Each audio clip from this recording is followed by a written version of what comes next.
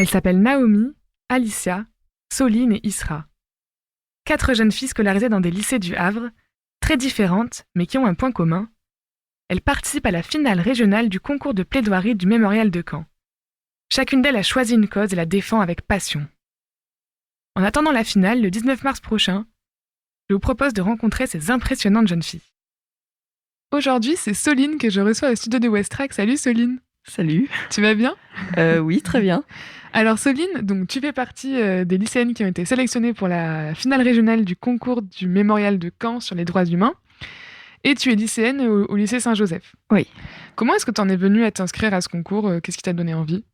Alors, c'est notre prof d'histoire géo qui a inscrit toute la classe, en fait, dans le cadre du cours de MC, donc d'éducation morale et civique. Et on a tous fait une vidéo d'1 minute et la mienne a été retenue. C'est quoi le sujet que tu défendais ? Je défends les enfants qui sont réduits en esclavage dans les plantations de cacao en Côte d'Ivoire. Et c'est quoi qui t'a vraiment touchée dans ce sujet ? Alors, je suis tombée sur un épisode d'Envoyé spécial et je pense que le truc qui m'a le plus touchée, c'est le fait qu'ils soient vraiment prisonniers et surtout qu'ils pulvérisent des pesticides très très dangereux pour leur santé sans même qu'ils sachent ce qu'ils ont dans les mains en fait. Ouais, c'est le fait qu'eux-mêmes ne sachent pas en fait à quoi ils sont confrontés. Ouais. Comment t'as réagi quand t'as su que t'étais sélectionnée après la vidéo de 1 minute ? Je m'y attendais pas, j'étais un peu choquée, mais dans le bon sens. Au début, je me suis dit, ça va être beaucoup de travail, mais ça va être aussi vraiment super cool, donc c'était plus positif. Et donc pour la finale, tu as fait une vidéo de 8 minutes, c'est long 8 minutes, comment tu t'y es préparée ? Alors, j'ai écrit le texte en essayant de... J'ai d'abord fait une feuille avec tout ce que je voulais dire, tous les éléments importants, et après j'ai essayé de faire une trame un peu dans mon propos, et de rajouter des phrases pour que ça fasse vraiment plaidoirie. Et finalement, je suis arrivée à 8 minutes sans trop de problèmes, donc ça allait. Qu'est-ce que tu retires du coup de l'expérience du concours ? C'est une bonne question. C'est peut-être un peu tôt pour le dire après, comme c'est pas fini. Ouais, je retiens que oui, 8 minutes c'est long, surtout à apprendre par cœur, c'est assez long. Et oui, que sinon, faire une plaidoirie, c'est assez sympa quand même. C'est beaucoup de travail, mais c'est assez sympa, surtout dans l'art de l'éloquence. J'ai trouvé ça assez intéressant, étant donné que c'était pas du tout mon domaine, donc j'ai trouvé ça vraiment assez cool. Et est-ce que plaider, ça t'a plu et c'est quelque chose que tu pourrais envisager professionnellement ? Ça m'a plu, mais non, pas Pas à ce professionnellement.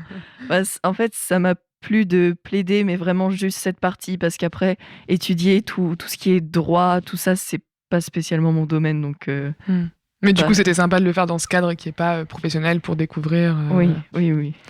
Bon, bah maintenant, place à la plaidoirie. Allez, je te laisse 1 minute et on va voir si t'arrives à me convaincre. Ok. Madame, monsieur, en mangeant du chocolat, vous mangez le travail d'Aziz. Il y a 7 ans, il est parti, comme de très nombreux autres enfants du Burkina Faso, vers la Côte d'Ivoire pour gagner sa vie dans les plantations de cacao. La vérité, c'est qu'en arrivant, il a été vendu comme esclave et que pendant 5 ans, il a travaillé gratuitement dans une plantation clandestine. En 2019, il avait 21 ans et il venait tout juste de recevoir une parcelle où il cultive du cacao. Seulement, il ne gagne pas assez d'argent pour rembourser ses dettes. Il est bloqué dans cette forêt.